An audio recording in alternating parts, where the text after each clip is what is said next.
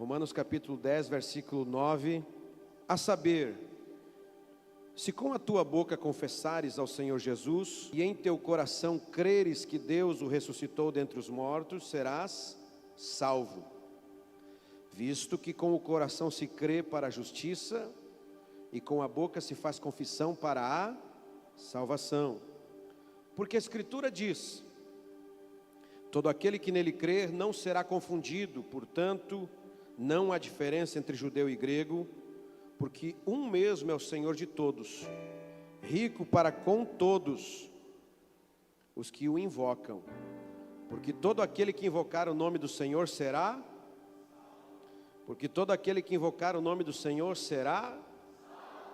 como pois invocarão aquele em quem não creram?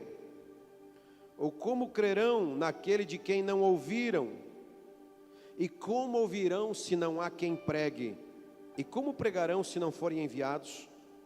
Como está escrito: quão formosos os pés dos que anunciam o evangelho de paz, dos que trazem alegres novas de coisas boas. Quem pode dizer amém? Quão formosos são os pés dos que anunciam as boas novas. O Senhor está dizendo: aqueles que anunciam, aqueles que propagam, recebem um título, e o título não é poderoso, não é forte, é pés formosos.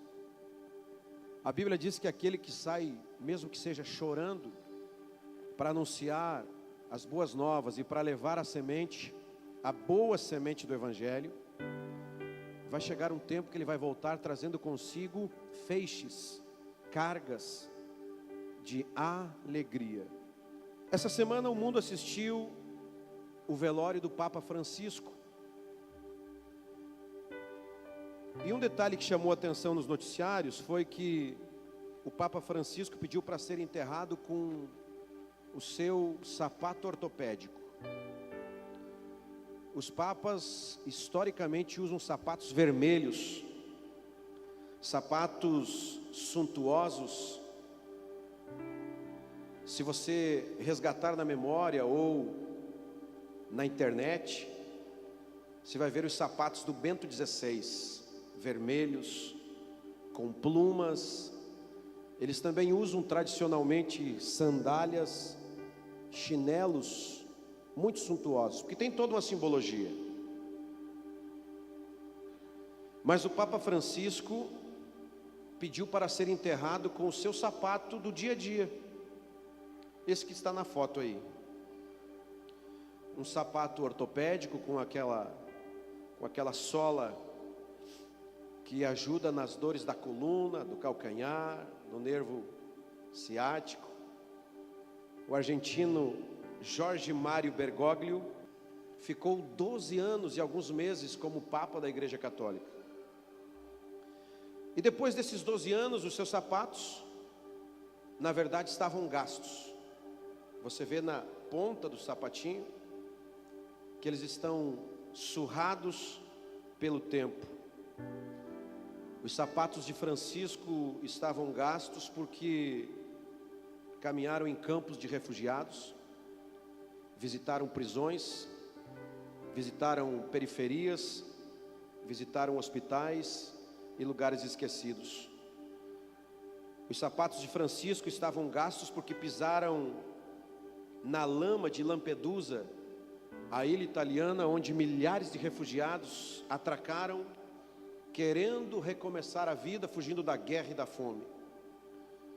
Os sapatos de Francisco estavam gastos porque pisaram na terra de Ur dos Caldeus, no Iraque, num gesto de aproximação do maior líder de uma igreja, desejando a paz entre os povos.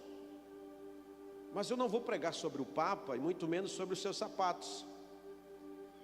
Esse é apenas um assunto que está na mídia e que pode nos fazer pensar sobre onde os nossos pés estão indo. sobre pelo que os nossos sapatos estão se gastando, sobre o que nos move. Nós, como cristãos protestantes, não subscrevemos a doutrina católica de que o Papa é o sucessor de Pedro. Isso não significa que a gente não possa aprender com o Papa Francisco. Se você tivesse que responder hoje, valendo o seu futuro, valendo a resposta de oração, valendo $1 milhão, pelo que os seus pés se movem, o que faz o seu sapato se gastar? Qual é o assunto que te tira de casa? Qual é a causa que te move? Qual é a causa que faz os seus olhos brilharem e o seu coração acelerar?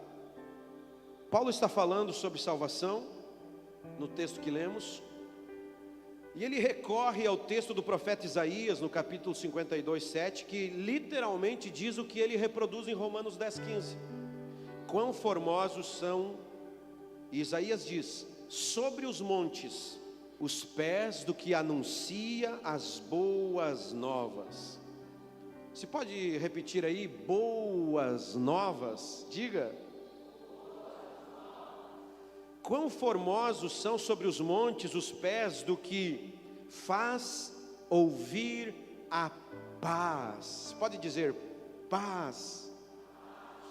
É por isso que nós dizemos paz do Senhor. E a igreja diz, porque Jesus disse, deixo-vos a minha paz vos dou. Isaías diz, quão formosos são sobre os montes os pés daquele que faz ouvir a salvação. Diga salvação. E aí ele conclui, do que diz a Sião, o teu Deus reina. Isaías está dizendo, e Paulo repete em Romanos 10, que aquele que se move por essa causa, aquele que se submete aos desafios, aquele que nega a si mesmo, aquele que abre mão dos projetos pessoais, aquele que entrega-se inteiramente à causa do Evangelho, carrega consigo, para si e para os que lhe ouvem, 4 bênçãos. A primeira é as boas novas. A segunda é a paz. A terceira é o bem. Quão formosos são os pés do que anuncia o bem. E as boas novas, a paz e o bem, resultam na 4ª bênção, daquele que faz ouvir a salvação. Quem aqui já foi salvo? Se você não tem certeza ainda, hoje é o dia de você conhecer a Deus e deixar o Espírito Santo convencer seu coração. Isaías diz que tem 4 bênçãos: as boas novas, a paz, o bem e a salvação. Num tempo, irmãos, que nós estamos sendo bombardeados por más notícias, quanta diferença faz alguém chegar carregando as boas novas do Evangelho. Num tempo em que as pessoas só têm tragédia para contar, como é bom alguém chegar e começar a falar de Jesus. Sabe aquela pessoa apaixonada por Jesus, que quando ela fala de Jesus, literalmente os seus olhos brilham, a sua voz embarga, e a paz que acompanha as boas novas começa a invadir o ambiente, e aqueles que estavam em trevas, então vêm raiar uma grande luz. Os que estavam tristes acabam por receber uma alegria inexplicável. Os que estavam doentes acabam por ter um encontro com o Jeová que cura. Aqueles que estavam amargurados acabam por ter um encontro transformador com o Cristo que arranca todas as raízes de amargura. Mas a Bíblia diz que aquele que tem pés formosos, preciosos, que anuncia essas boas novas, que promove a paz, ele também anuncia o bem. Nós não estamos falando do bem do ponto de vista moral, nós estamos falando do bem que venceu o mal. Nós estamos falando do bem que sobrepôs-se a toda a maldade humana. Nós estamos falando de um tipo de bem que entregou-se a si mesmo em uma cruz. Nós estamos falando de um tipo de bondade que, sendo Deus, não teve usurpação por ser igual a Deus, mas a si mesmo esvaziou-se tanto, tomando a forma humana. Nós estamos falando do bem que pode salvar a alma. Nós não estamos falando de um bem material. Nós não estamos falando de uma conquista de carro, casa, dinheiro. Nós estamos falando de algo que é transcendente, de algo que é eterno. Como estão os seus pés? O que os seus sapatos dizem sobre você? O que os nossos sapatos dizem sobre o que é importante para nós? O que nos faz se mover? O que brilha os nossos olhos? É só ouvir o metal? É o ter? É o ter mais? É o ter mais e mais e mais? O que brilha os nossos olhos? É o prazer? É o meu esporte? É o meu hobby? E não tem nenhum problema em ter dinheiro e ter esporte, ter hobby. Mas, sabe, os seus olhos precisam brilhar por valores que são eternos, porque a sua trilha, um dia você não vai mais poder fazer. O seu jipe, o seu futebol, a sua pescaria, o esporte que te mova, um dia não vai dar mais. Um dia os olhos vão escurecer. Um dia as pernas não vão mais obedecer. Mas existe algo pelo qual vale a pena viver. E no dia ou no tempo que chegarem os maus dias, e talvez venhamos a dizer: não tenho mais contentamento na situação que eu vivo hoje, poderemos olhar para os nossos sapatos e saber que enquanto tínhamos vitalidade, nos movemos por algo que era, que é e que sempre será eterno. Glória a Deus. Seus sapatos pisam no barro por alguém que sofre.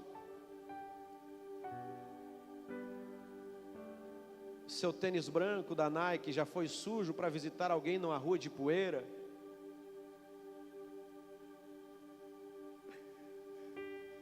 Mas Paulo faz 4 perguntas.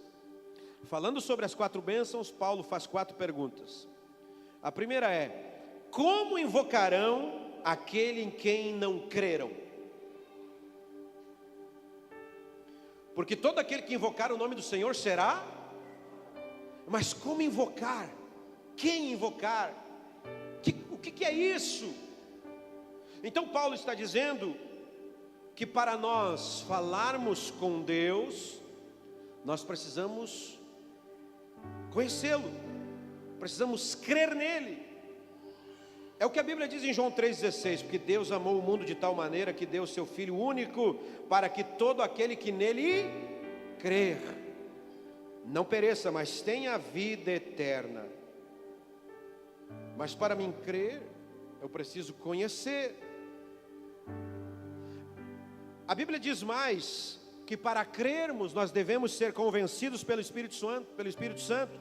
É o que João diz no capítulo 16, versículo 7: digo-vos a verdade, se eu não for, disse Jesus, o Consolador não virá, mas quando eu for, eu vou enviá-lo. E quando ele vier, ele convencerá o mundo do pecado, da justiça e do juízo. Não há mérito algum na salvação, mérito humano.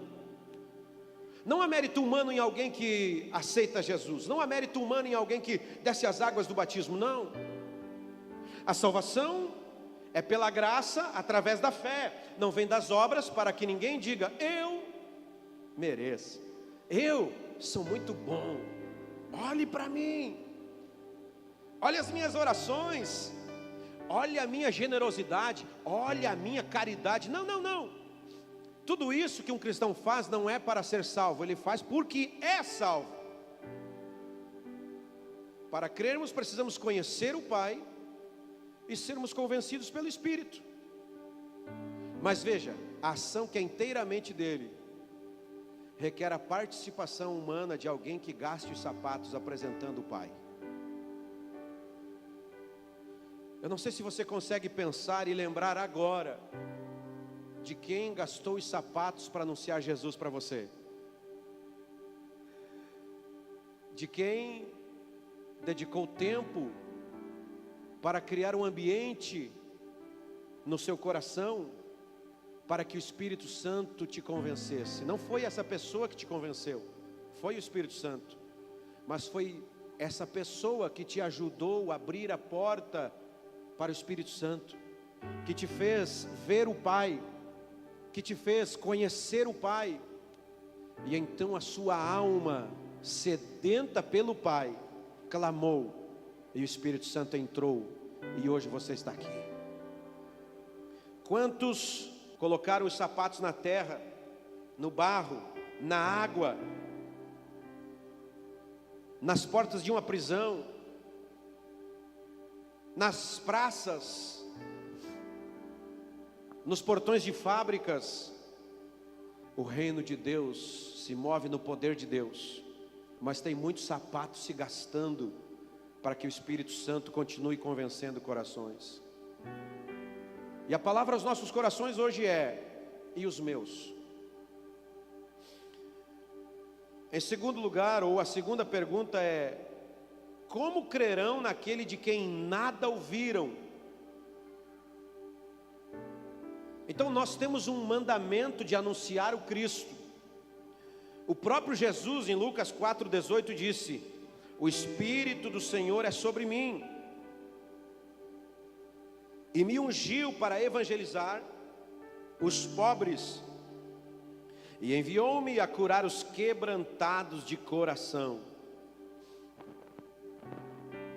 E é evidente que a Bíblia está falando dos pobres de espírito, não tem a ver com condição financeira, social, socioeconômico. Porque tem rico financeiro que é humilde, e tem pobre quebrado de marré que é orgulhoso. E o problema para o Evangelho não é a condição financeira, é o orgulho. É a pessoa que diz: eu não preciso, eu não quero, eu sou dono do meu nariz.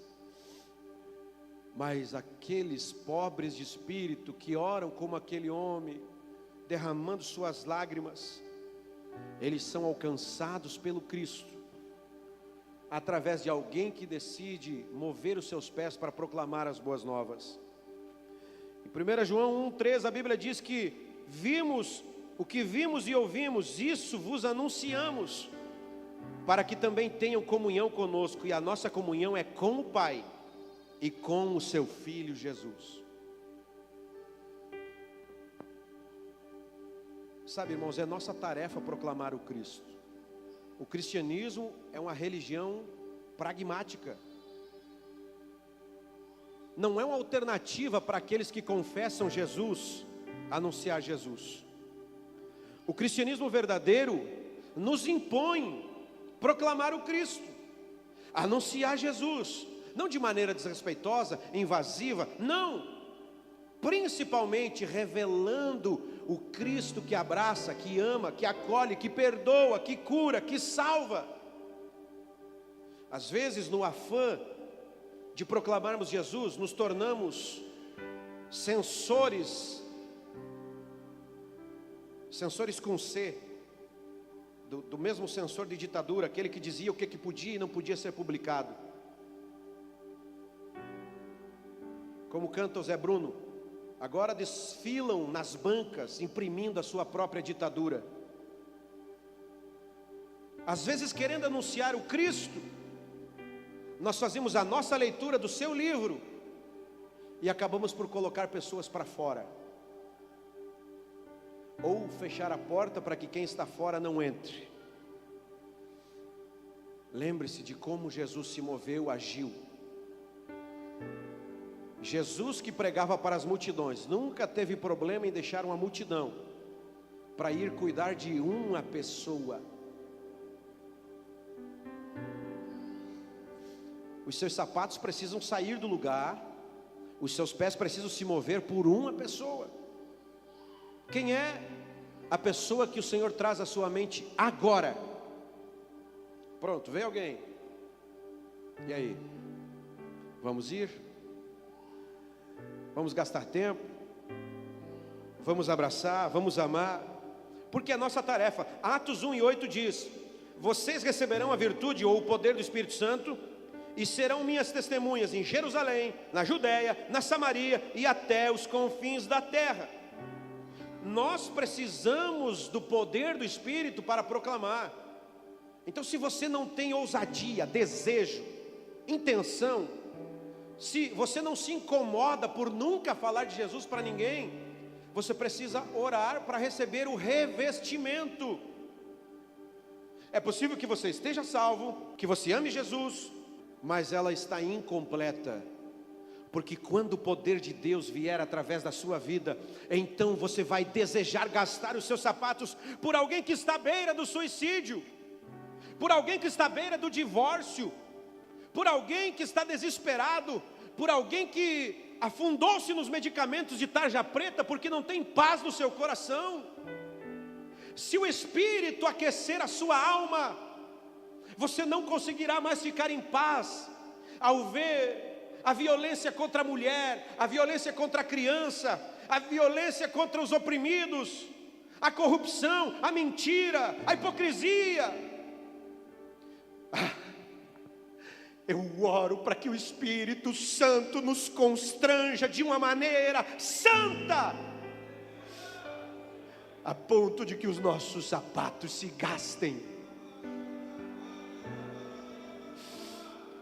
Eu oro para que o Espírito Santo gere uma inquietação nas nossas almas, a ponto de que as nossas portas se abram, a ponto de que as nossas mesas sirvam-se para os improváveis. Receberão poder e serão minhas testemunhas.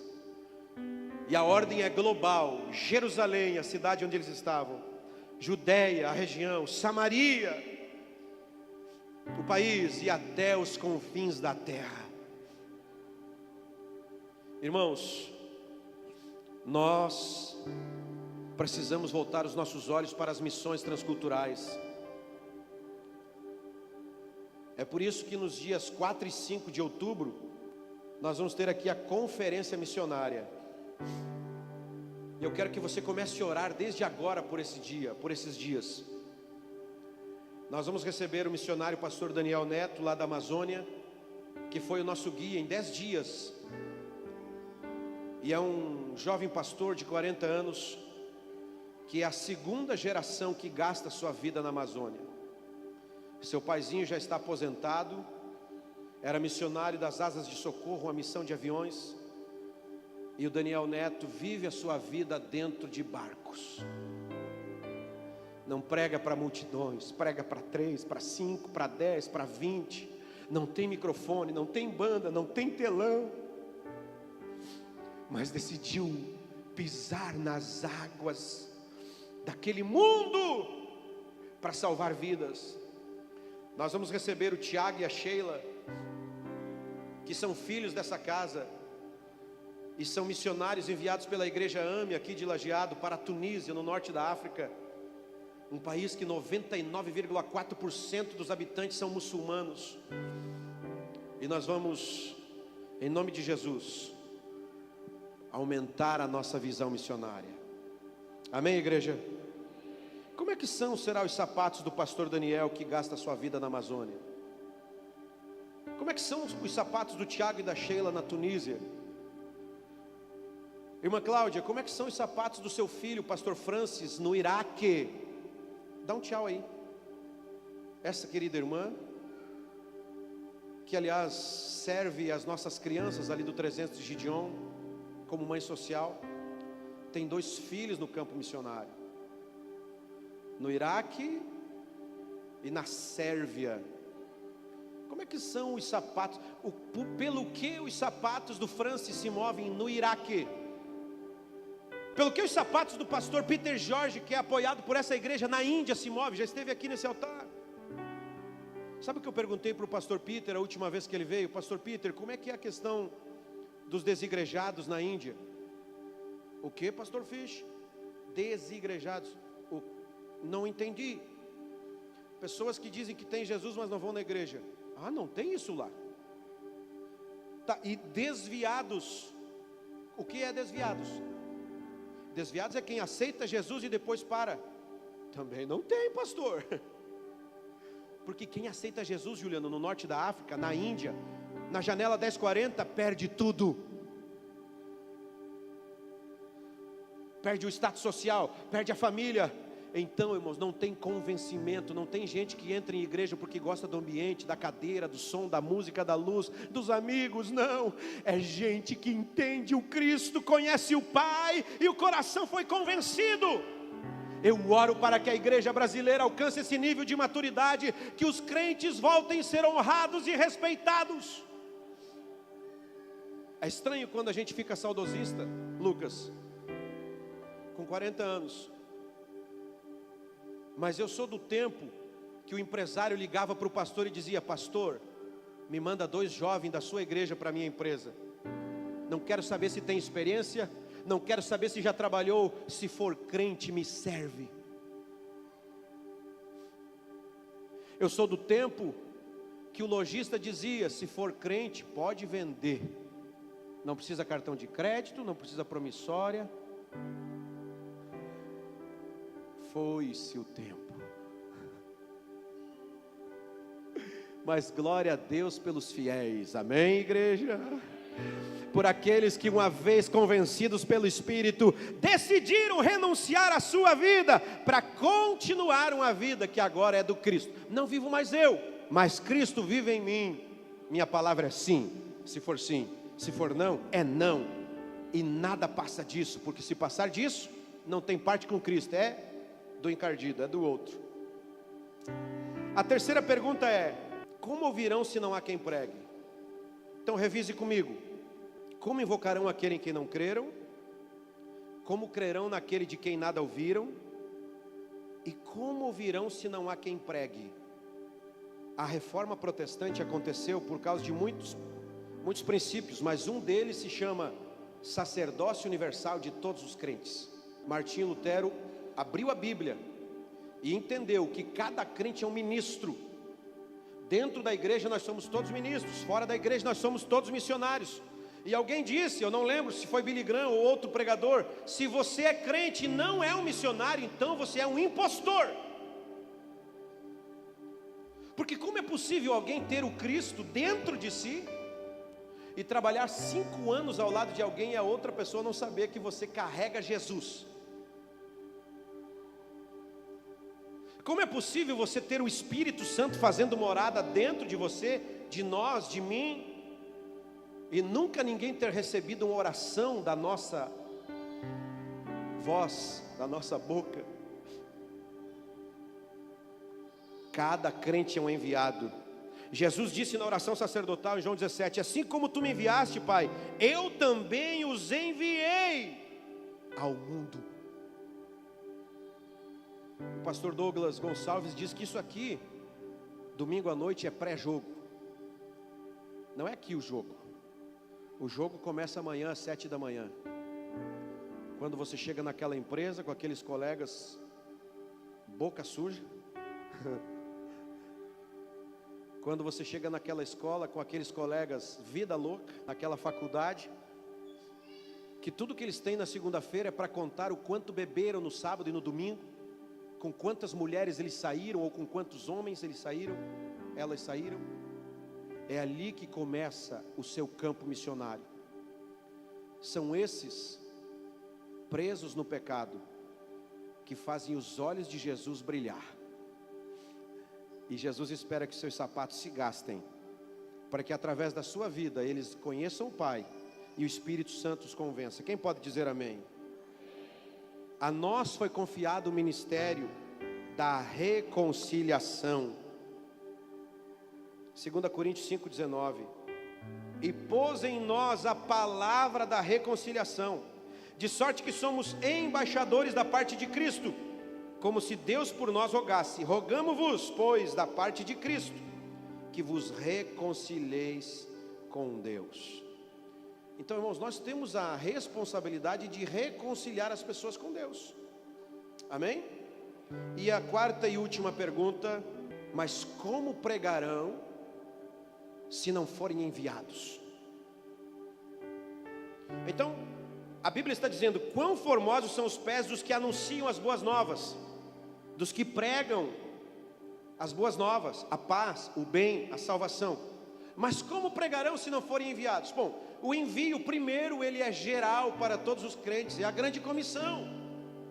Marcos 16:15, Mateus 28, vão por todo mundo e façam discípulos de todas as nações.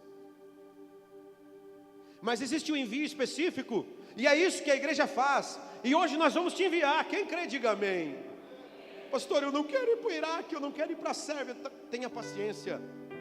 Você vai ser enviado para o Conservas, para o Santo Antônio, para o Igrejinha, para o Universitário, para o São Cristóvão, para o Olarias, para a Estrela, Arroio do Meio. Você vai ser enviado para dentro da sua casa hoje, para chegar lá e ser um proclamador das boas novas. E então seus pezinhos vão começar a ficar bonitos. Olha para o pezão aí, vai. Olha aí. Olha aí. Então seus pezinhos vão começar a ficar bonitos. Porque eles não se movem mais para difamar o próximo. Eles não se movem mais apenas por causa do trabalho financeiro, secular, profissional. Não. Há um espaço na sua agenda para proclamar o Cristo. Talvez não seja o Iraque, a Tunísia, a China, a Europa, mas nós vamos te enviar para o lugar onde você passa 44 horas por semana. Nós passamos 44 horas semanais dentro de uma empresa. Esse é o seu campo missionário. Sabe? Ou você só continua com os sapatos vermelhos, ou você usa chinelos de pluma que te impedem de sair dos tapetes da área de conforto. Não, em nome de Jesus, põe um sapatinho ortopédico e vai para os lugares que ninguém mais vai. Em nome de Jesus, olhe para quem ninguém mais olha. Em nome de Jesus, veja quem ninguém mais vê. Ou veem com julgamento, com palavras de maldição. Não, em nome de Jesus, veja essa pessoa como alguém por quem Jesus morreu, e seja a voz que proclama o Cristo. Qual é a história dos seus sapatos? Qual é a história dos seus pés? Que meus pés somente vão onde os santos possam ir. Essa é forte. Numa eterna canção, tua voz eu quero ouvir. O hino está dizendo que os meus pés só vão aonde os santos podem ir. Onde é que os santos podem ir? Em qualquer lugar. Porque a santidade não depende do lugar, depende de você. E é nos piores lugares que você que é santo tem que chegar para santificar. Não, porque assim, veja, o querido primo, me desculpe, eu não vou na sua festa, porque eu sou crente. E na sua festa tem uma gente estranha que toma latão de Brahma. Vai, só não enche a cara. Vai, seja luz. Irmãos, eu já vi gente que não foi em casamento de parente porque era numa igreja católica. Ah, miserável, não entendeu nada do evangelho. Os pés que anunciam o evangelho se gastam, se sujam, se cansam, porque chegam até aonde o amor de Jesus precisa chegar. Eu achei que eu ia ouvir um amém. Vou mandar outra. O cristianismo real acolhe o estrangeiro num mundo que constrói muros de separação. Na terceira vocês veem, o cristianismo real rejeita a fé transformada em ideologia. Melhorou. O cristianismo real ensina que generosidade não é só repartir, é olhar nos olhos e ser o presente. O cristianismo real é aquele que denuncia a hipocrisia dos religiosos que tudo dizem, mas nada fazem. O cristianismo real gasta os sapatos por quem mais precisa. Se você quiser ver onde o verdadeiro cristianismo está, não olhe para os monumentos, não olhe para os templos, olhe para os pés daqueles que amam a Deus. Sempre estarão marcados pelos destinos para os quais eles foram enviados. Se você quer ver o verdadeiro cristianismo, não olhe para a grandiosidade de um prédio, olhe para a capacidade do povo que está dentro do prédio de amar quem não tem nada para oferecer. Ser crente no Brasil, irmão, está bacana demais, irmãos. Já foi a época que nós éramos perseguidos, já foi a época que crente era xingado. Só que existe uma armadilha muito grande nessa pompa, nesse cristianismo de status. Mas o verdadeiro cristianismo é negar-se a si mesmo, tomar sua cruz e seguir o servo sofredor. Ele tinha uma missão, e a missão de Jesus era pessoas. E se nós somos discípulos de Jesus, nós precisamos amar gente. Amém, igreja? Fique de pé comigo. Gente estranha, gente problemática, gente doente, gente que você ora e aconselha e na outra semana ela volta com a mesma história. Gente que você pensa, eu vou desistir, mas aí você lembra, Jesus não desistiu de mim. Eu não posso desistir de ninguém. Calce os sapatos da compaixão, pise o chão da misericórdia, ande o caminho do amor, gaste-se para servir. E no final, os sapatos mais bonitos não são os novos, não são os de marca, são aqueles que se gastaram em prol do próximo. Porque a Bíblia diz: quão formosos são os pés daqueles que anunciam as boas novas.